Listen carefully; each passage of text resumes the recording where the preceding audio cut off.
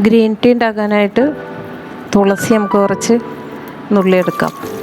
നന്നായിട്ട് അതൊന്ന് കഴുകി വെടുപ്പാക്കണം.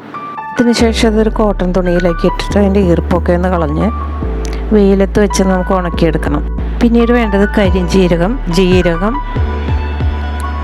പിന്നെ കറുകപ്പട്ട, കുരുമുളക്, ജാതിക്കക്കുരു, ചുക്ക്. കരിഞ്ജീരകത്തിന് കയ്പൊന്നുമില്ല കേട്ടോ, അത് എല്ലാ അസുഖങ്ങൾക്കും നല്ലതാണ്.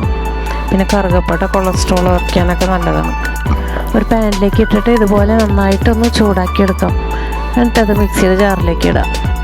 ഉണക്കി വെച്ച തുളസിയിലയും ഇതിലേക്ക് ഇട്ട് കൊടുത്തിട്ട് നന്നായിട്ട് പൊടിച്ചെടുത്ത് ഒരു ജാറിലിട്ട് അടച്ച് സൂക്ഷിച്ച് വയ്ക്കാം. ആവശ്യാനുസരണം ഇതെടുത്ത് ചായ ഉണ്ടാക്കാം. മധുരം ചേർക്കണമെന്നുണ്ടെങ്കിൽ ശർക്കരയോ അല്ലെങ്കിൽ പനങ്കൽക്കണ്ടോ ചേർത്താൽ മതി കേട്ടോ. അപ്പോൾ എല്ലാവരും ട്രൈ ചെയ്യും.